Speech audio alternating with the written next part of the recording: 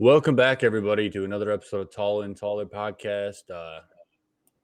Another another big week, really, in sports. The playoff games that happened last weekend, and between the Tom Brady retirement 2.0. Before we get into the show too far, we're gonna go ahead and extend our promo contest to next Saturday. You can still enter, same way we said last week.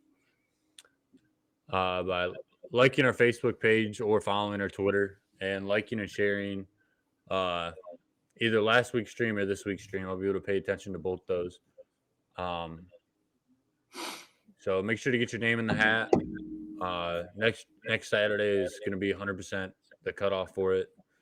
So make sure to get your name in the hat. That way you can get your hands on a 2022 Big Ten Championship T-shirt. But now we'll get in the show. Before we get into it, Brady retirement 2.0. Seems about this time last year was the exact time he announced it last year. I'll go ahead and I'll play the video real quick.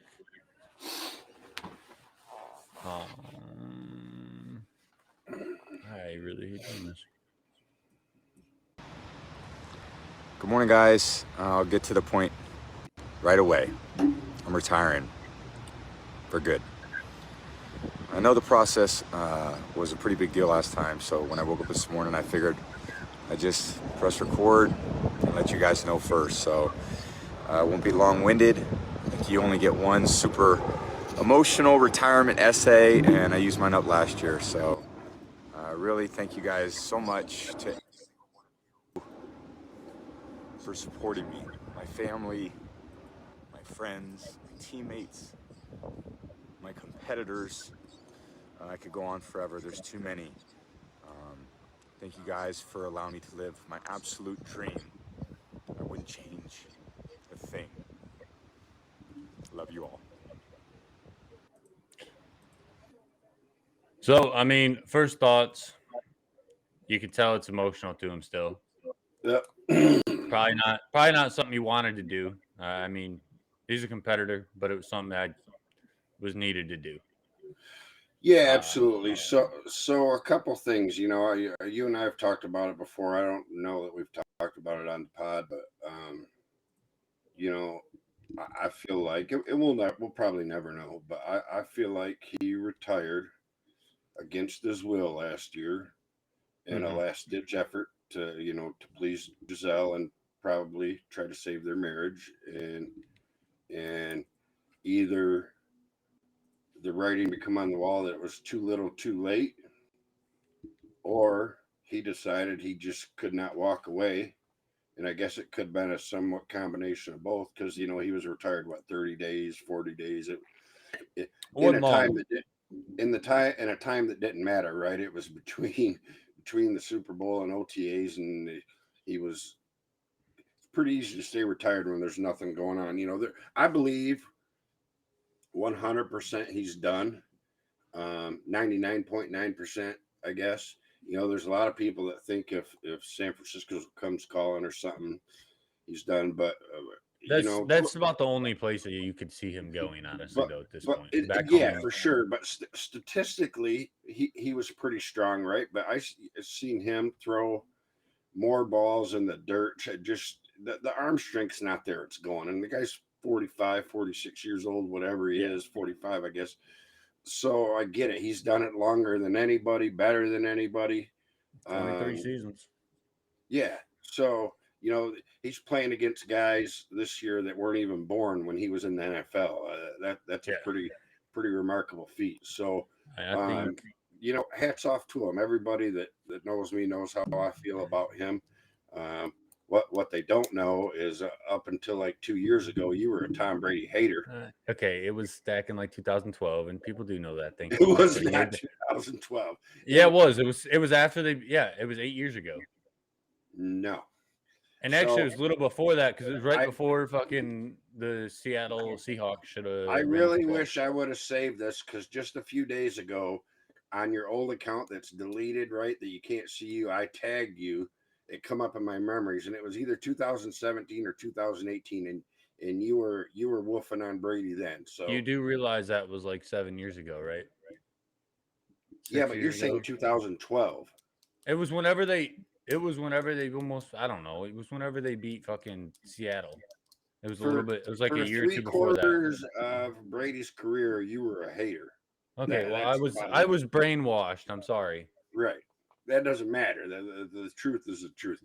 But you know what's funny is that I forget who it was. It might have been Shannon Sharp, but it might not been. And I can't stand him.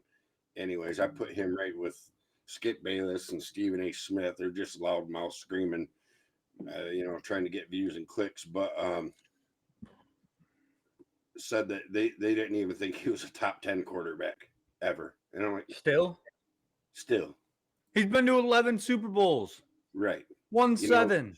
2 years ago, he had been to or played half of the Super Bowls, I think it was. Yeah, it was some crazy ass stat like that. With And they're like, well, probably he the only reason he got more Super Bowls is he played longer than Montana. Well, I believe he was one ahead of him at the same age, and I might be wrong on that, but that's part of the game. You know, you got a million guys that play 2, 3, 4 years in the NFL, and would have been great, and something that not that I had opportunity to come back at him. Well, I probably did because I'm pretty sure it was on Twitter. But Shannon Sharp's brother Sterling played for the Packers, was way better than Shannon. I don't think Shannon's a Hall of Famer. He's in the Hall of Fame, and he's not in the Hall of Fame. His career was cut short by a neck injury, right?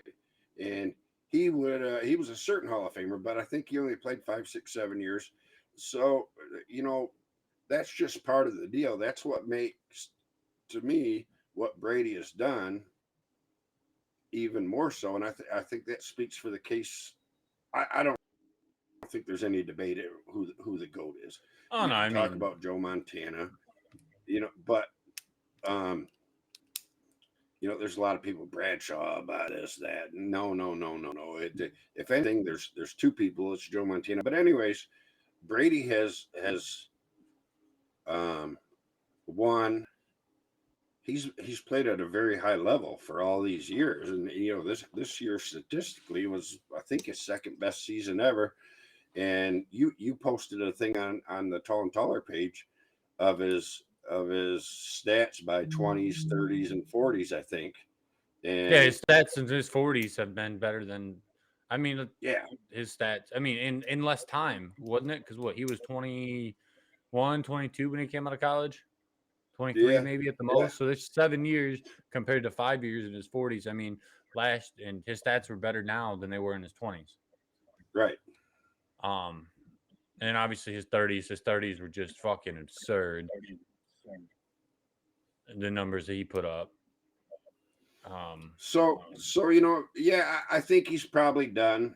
And I think probably pretty early in the season he regretted coming back, but he's not the guy that's gonna walk away. Yeah, no, I completely agree. He doesn't want to retire. I mean, he doesn't want to, but I think he knows that it's time. Yeah, absolutely. Also doesn't. Physically, it's just not there. He's starting to see what most guys see in their mid to late 30s. Aaron Rodgers is a good comparison. He's 6 or 7 years younger than Brady, and you kind of notice the same thing with him. You noticed it at the end of Peyton's career. Peyton was really bad, I thought, but Father Time's undefeated, and that's kind of the bottom line. But hats off to him. Hope he enjoys his little Instagram model and doing whatever he wants to do. And of course, he signed that big I forgot contract with Fox. completely forgot that he signed that, and I fucking read it the other day, and I was like, what was it, 9 years, $375 million? I was like, Yeah. that's absurd. Yeah, But it's Tom Brady, so whatever. Right. And I'm not even that sure that he's like he doesn't. Well, let me pre-qualify it with this: is that we've seen a lot more of Tom's personality since he's been in Tampa Bay than all his years in New England, and that was probably a Belichick thing. But and he's had his funny moments, drunk Tom throwing the trophy during the Tampa Bay Super Bowl parade is that just popped up in my Facebook feed the other day. I kind of forgot about it. Is an all timer, right? But he doesn't have the personality of say Peyton Manning, or doesn't appear to be. So I'm not sure that he's going to be great on TV. Sure, his intellect is there. Just get a few Mai Tais in, we'll be good. Yeah, but he always struck me as a guy that would be more likely to run for political office than to jump into sports commentary. Yeah, and even though this might sound crazy, I mean, it to me, he seems more like a coach. Like he would get into coaching or something like that. Maybe not a head coaching job, something like that, but like a coordinator. Just because he is a leader and always has been a leader on the teams. I mean, you hear back in Super Bowl against Falcons, that team, you hear the mic'd up stuff of that thing, and that him and Edelman, well, I think probably the only ones that really didn't give up that early was telling people, "Hey, we ain't out of this game." But I mean, dude's competitor. I mean, I got some career accomplishments and records here. I mean, he owns pretty much every major quarterback record in the book. Most comeback wins, 46. Next closest is Matt Ryan at 38. Most game-winning drives with 58. Best QBR of all time of 8.70. I'm sorry.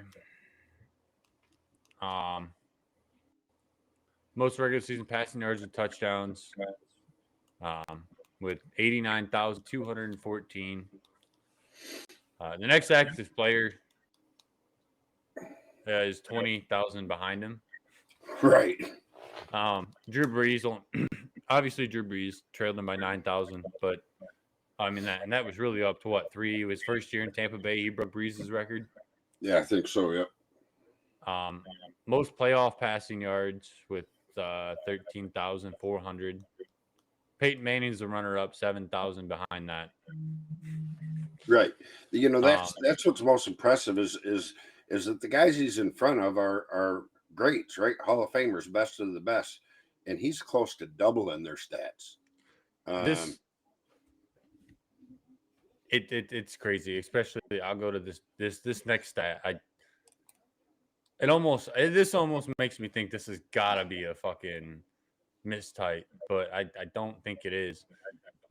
Tom Brady, most playoff touchdown passes. Tom Brady, I got to double check this, but Tom Brady 649. That's got to be a typo, right? Yeah. Drew Brees 78. There's no fucking way. That's got to be a typo. Yeah, I mean, I don't. Yeah, no, because he only has. Yeah, no, he doesn't even have that many in his career. Yeah, that's a typo. I wonder what the fuck it is though. It's probably 63. Well, no, because Drew Brees is the runner up at 78. Who knows? Maybe it's 90 something. How the hell? That's why I was like, there's no way he has 640. And I looked at that thing I posted and I was like, that's about what he has in his career. Right.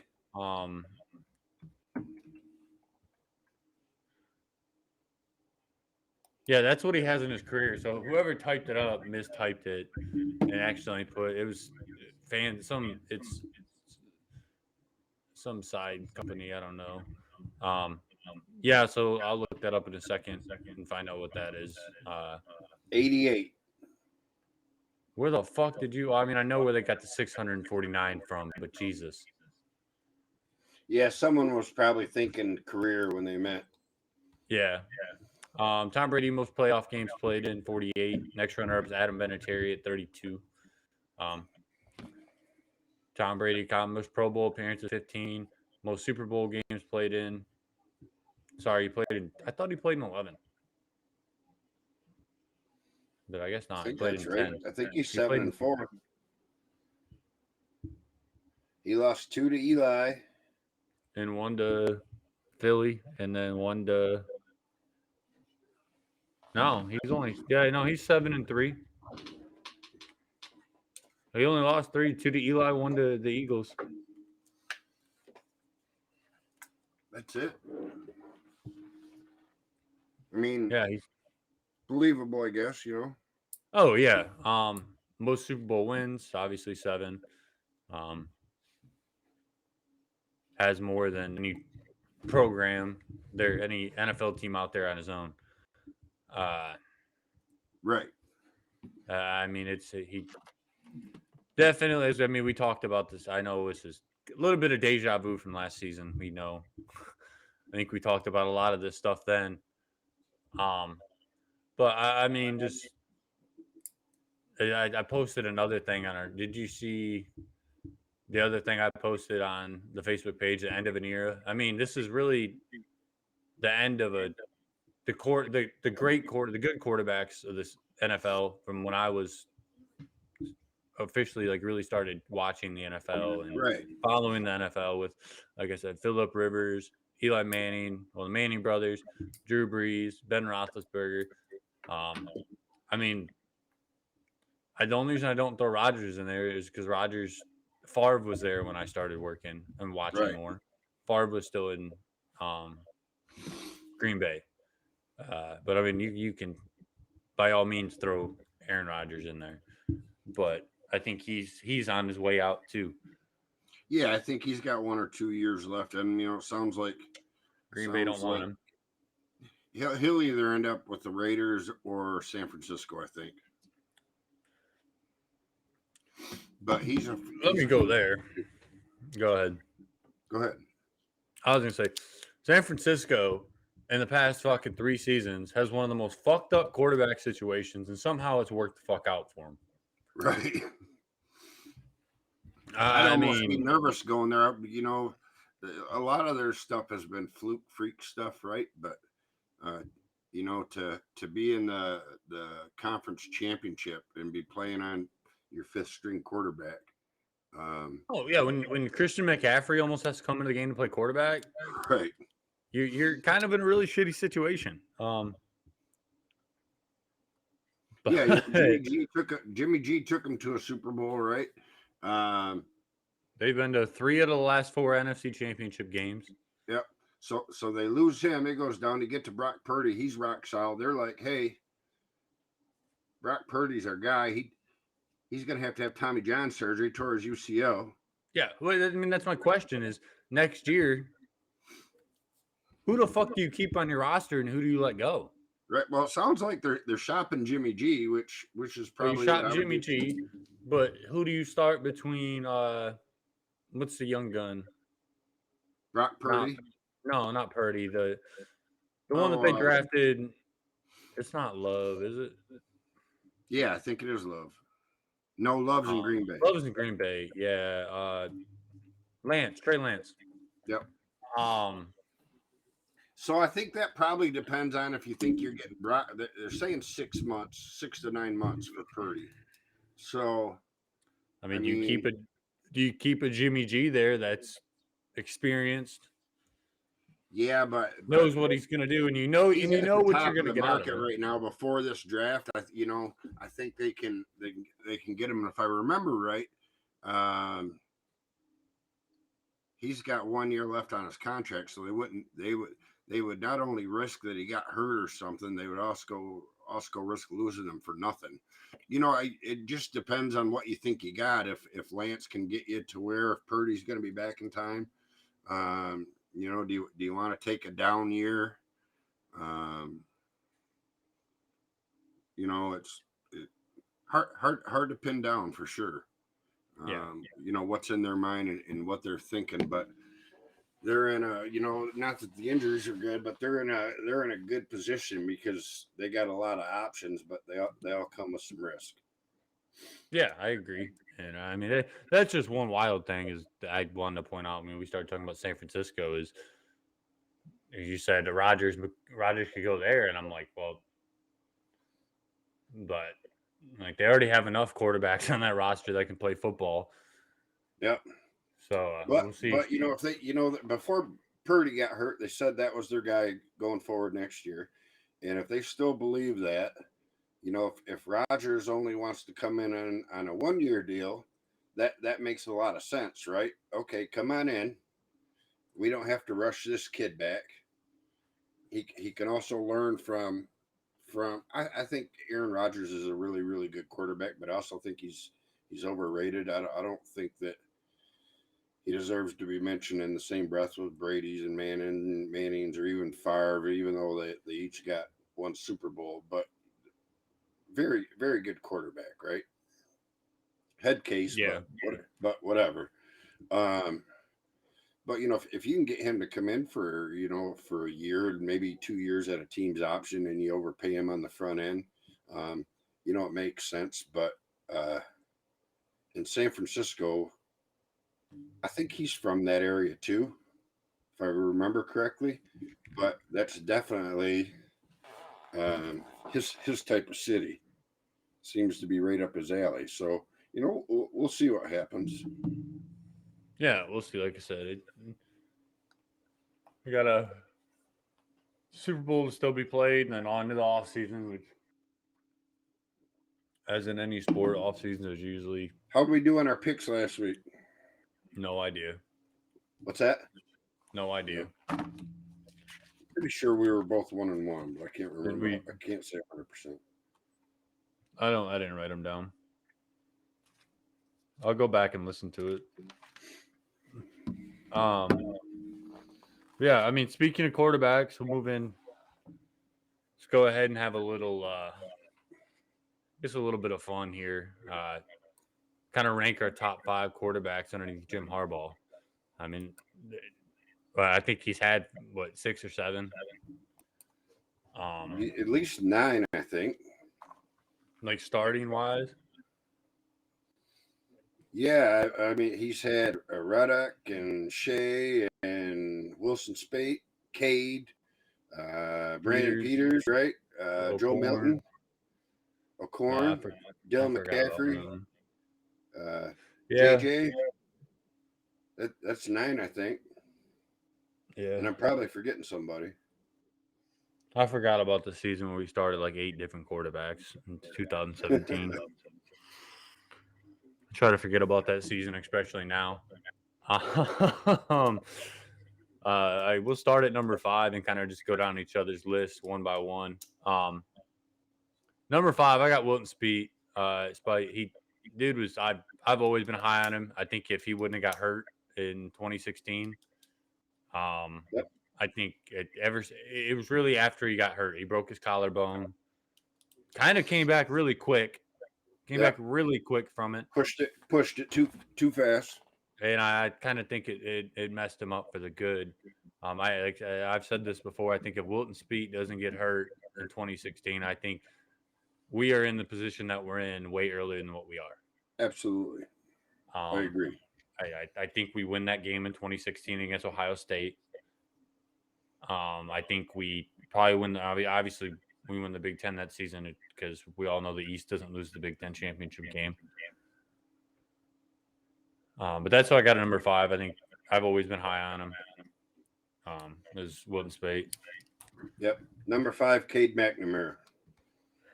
Are you just saying this because he left and started shit? So not necessarily because he started this shit. That's personal from stats.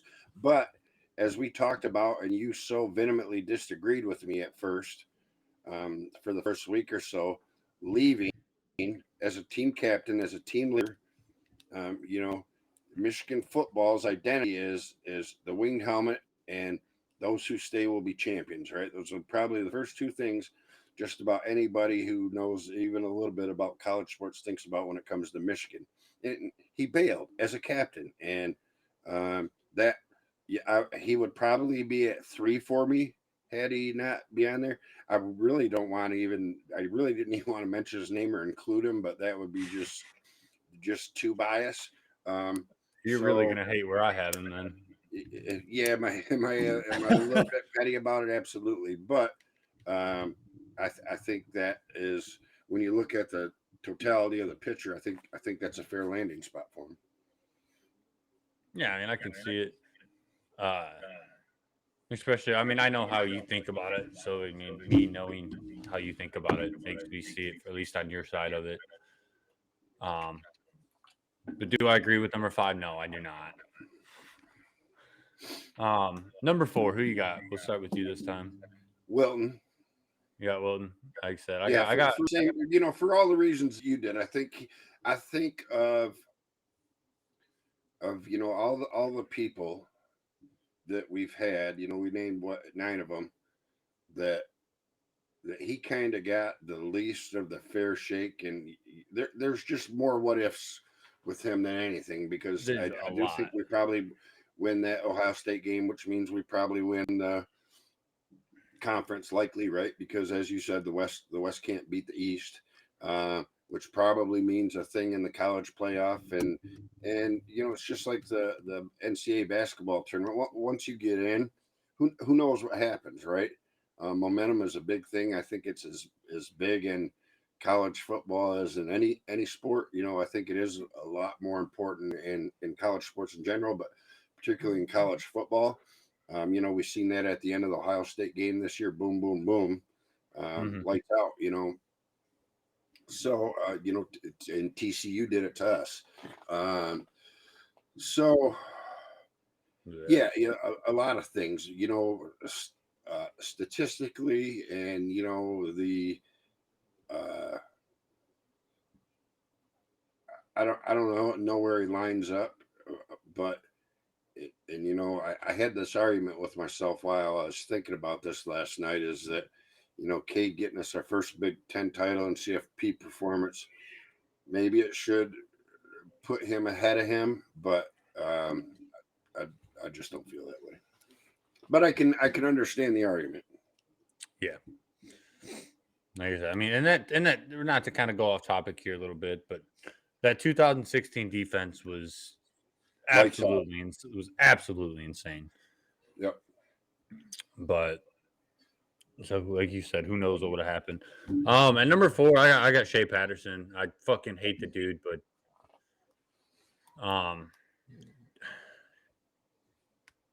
I don't even actually want to talk about him because I very much dislike Shea Patterson just as a player. He made a lot of stupid fucking mistakes. Um, he was a quarterback that would either win you the ball game or lose you the ball game, in my opinion. He was somebody that kind of would either make the big play or couldn't make the big play. And I think to me, the thing that really like itches at me is just the way. I mean, and I guess now that I look at it, it really wasn't the offense's fault, obviously. Um, but it's really just the way we finished all those seasons with Yeah. him is that we come into Ohio State back where we should be, coming in with the one loss, whatever, and we absolutely get dog rolled. I mean, I get that's on the defense, and honestly, the majority of those games, for the big part, were on the defense, but he didn't help the situation at all. Exactly. I remember saying when we played Alabama in the 16, what year was that? 2019 was his senior year. I think so. Yep. So it would have been Alabama in the Outback Bowl. Right. He threw his last interception. Me and Aaron were sitting on the couch in Spain watching the game, and I was so fucking never so happy that his last interception or his last pass at Michigan was an interception, because it's just how fitting his career was at Michigan. Was that he was just somebody that killed it. But out of all the quarterbacks that we've had, he's definitely in the past few years is definitely a top 5 quarterback in Michigan in the past Yeah. 7 years. I think you could make an argument.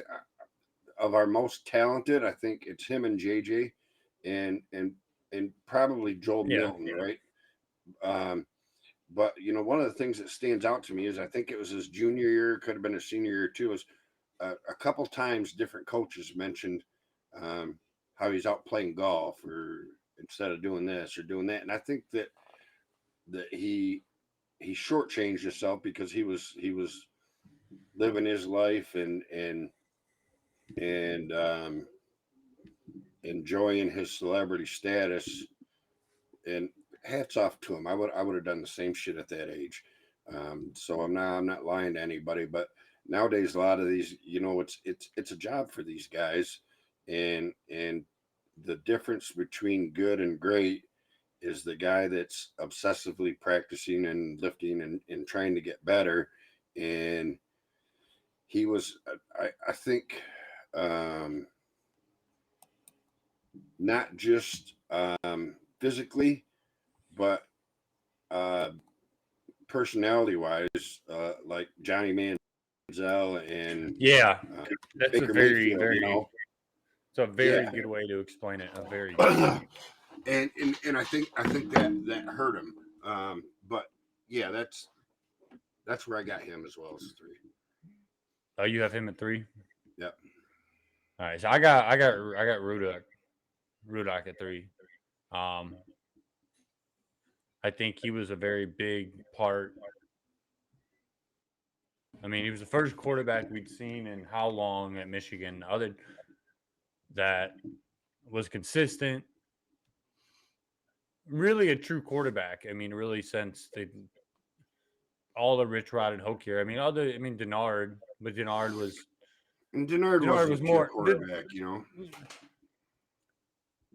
That's He a was a guy that conversation. could run with the wind that happened to be able to throw a little. That's another conversation for another time that I think me and you could get into, and I think that'd be really fun to get into because I have other thoughts that I've been, and they've recently came to me, but I don't want to drag that.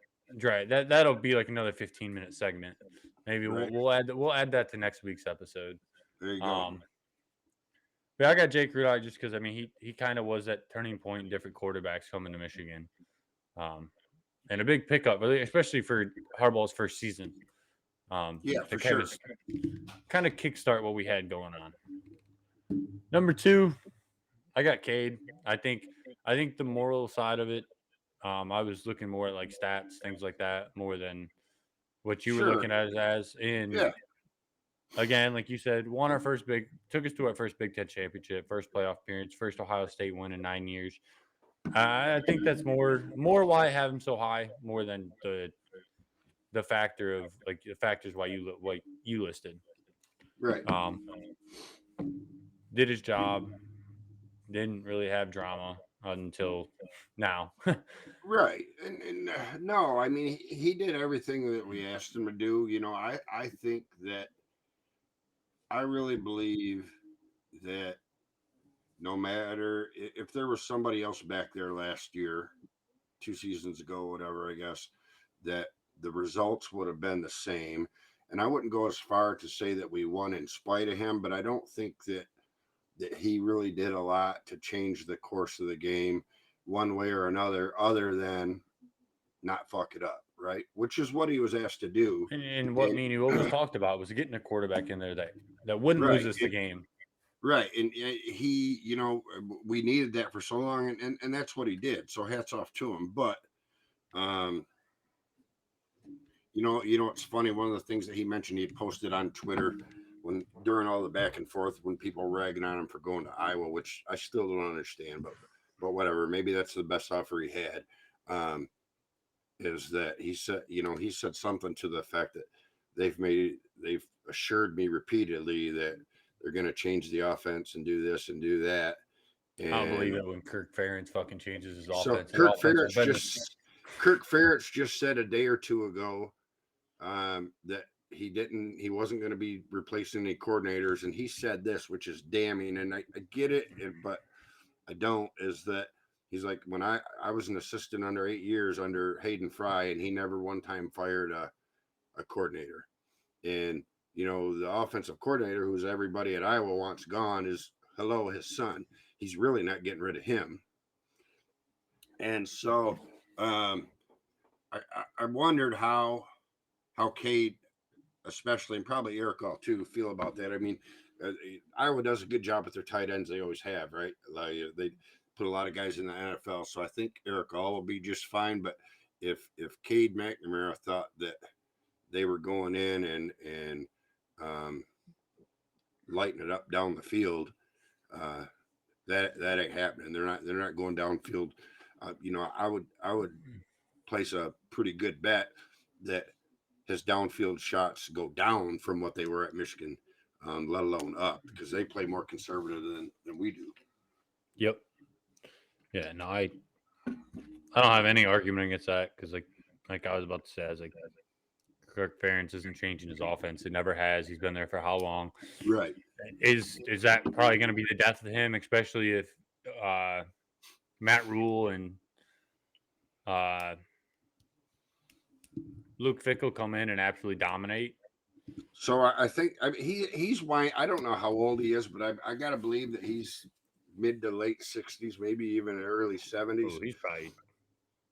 I think he's probably winding down anyways.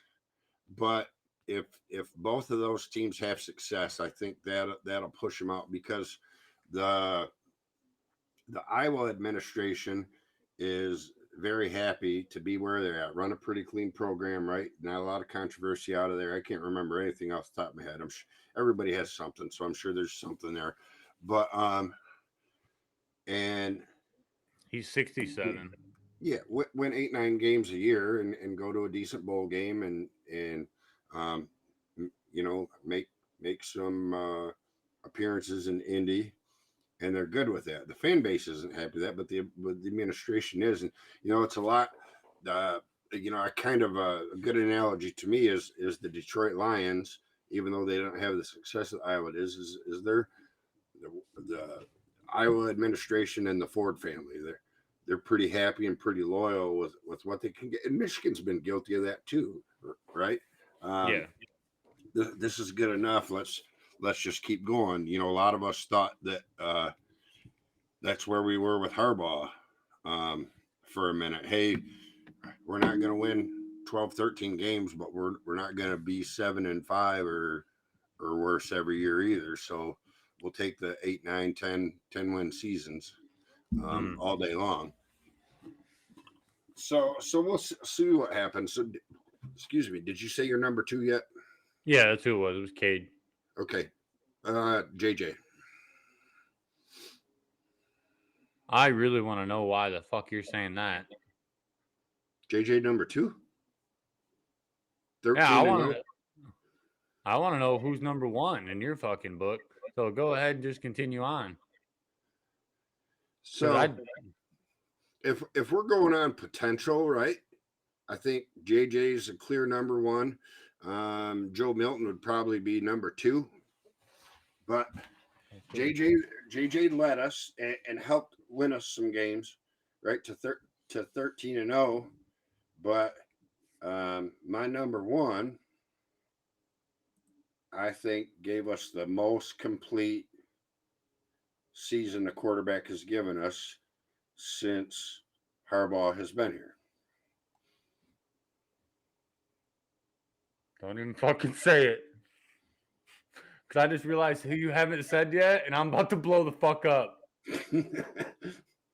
Who? Just keep going. No, I've said what I need to say about number 2. No, I'm just saying you just said my number 1. I want to hear your number 1 now. Well, who's your number 2? Cade. Are you fucking serious? Okay, who's your number 1? We already talked about this. JJ. Right. It's obviously JJ. I mean, I'm going to fucking go off. You say exactly, because if I fucking remember correctly, I'm not going to say it because I'm pretty sure you haven't said this motherfucker yet. And the look on your goddamn face. Who do you think I'm going to say? I swear to God, if you say fucking Shea Patterson, I'm going to fucking strangle you. I already said Shea. Oh, okay, thank God. I couldn't remember, and I was like, oh, my blood was fucking boiling. Honestly, I think you could make a pretty good argument for him, but my number 1's Jake Retta. That's fine. I can deal with that. He was my number 3, and the only reason he wasn't higher is because the Big Ten championships. Oh, man, my blood. I fully expect JJ to exceed that this year, but, to me, JJ's played at a pretty high level this year, right? But I still don't think that he's tapped into his full potential, and I expect that we'll see that this year. Time will tell. I got no problem with JJ being number one, really, but I don't think he's quite earned that yet. I do think he will be, but I don't think he's fully earned it yet. Yeah, I see. My argument. I mean, I guess I'm kind of looking into the future when I have him there, but off the stats that he had this year, is that, in my opinion, the only way's up for him still. Because I promise you that kid hasn't hit his ceiling. Right. And he's Where always up. Ruddock, that was probably about as good as you're gonna get, right? Yeah, fifth-year senior coming out of Iowa. Yep. I mean, I don't. Cade probably hit his ceiling too, but I don't think any other quarterback under Harbaugh has. I think we probably gave up on Milton too early. But if we would have stuck with Milton, it would have been the death of our program, I think, again. He needed to go for a lot of reasons. There was a lot of problems there, right? He needed to grow up, and it sounds like he has down in Tennessee. So good for him. But hang on a second.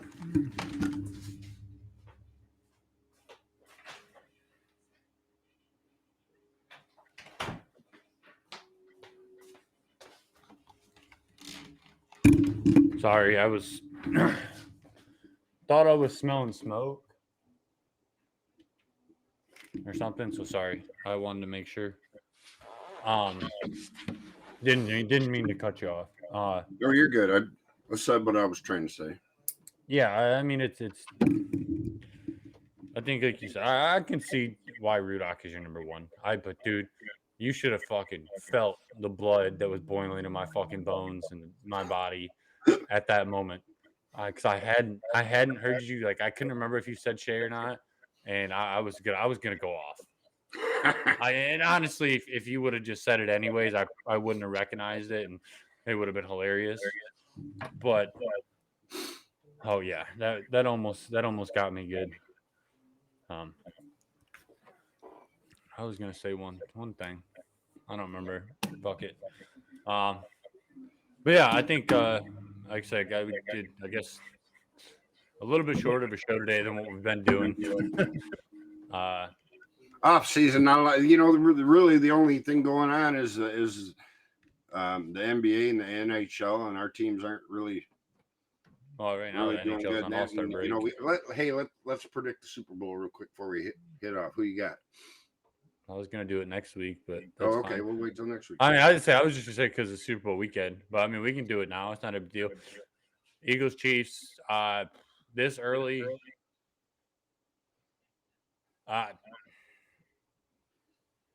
Fuck the Eagles, go Chiefs. I hate both the teams, honestly. Neither one of these teams I wanted to get in the fucking Super Bowl. You want to fuck the bird of America that represents our freedom? No, I want to fucking tell Philadelphia to fuck off and their whole fucking fan base. Eagles. It's a symbol of America. The Philadelphia Eagles. You know what the fuck I mean? The whole fucking fan base. God, I can't stand them motherfuckers. Fly, Eagles, fly. They have one fucking Super Bowl. It's a fluke. Brandon Graham, baby. Yeah, there's okay, you want to go with that? Michael Dana and fucking Frank Clark. Chad Henne. I'm sorry. Yeah, there's 3 on the Chiefs compared to 1 on. I don't even know how many are on the Eagles, but I think there's only 1. I think it's just Brandon Graham now. Can we hang on real quick? Can we talk about how long for a defensive lineman Brandon Graham's been playing football? He came out the same. Yeah, he came out the same year Henne did. I mean, I get Henne playing this long as a backup, but Jesus, playing at a pretty decent level too, And I mean, I might as well just go there real quick. I know I'm trying to cut off. But if you look at the success that Michigan has and like defensive linemen are having in the NFL since even people that played in that one is 2015, even like before Harbaugh, it's all different. I'll be done in just a minute, But I mean, in my opinion, and defensive line wise, Michigan's produced the most constant stream of defensive linemen for 20 years now, almost. Yeah, absolutely. It seems like Michael Dana. You look at any defensive line in the NFL right now, there's more than likely a Michigan player. So, and it's going to continue this year. Yeah, with absolutely. Mike Morris and people like him and coming out. So, but all right, guys. Again, extended our promo contest the next week. Let you guys have another opportunity to get in on that. Make sure you like our page, follow our page. So whatever one you do, make sure of it, and like and share either this week's podcast or last week's podcast for us, and that'll get your name into the drawing. And 100% next week getting drawn. Make sure to go check out our social media. Facebook at Tall and Taller, Tag TNT, Twitter at Tall and Taller 11. Go check out our TikTok at Tall and Taller 44. Go check us out on YouTube at Tall and Taller 528, and we can also be found on Spotify, Google Podcast, and Anchor. Make sure to go ahead and share us around, and hope you all have a great weekend and go blue. Like, share, follow. Hell.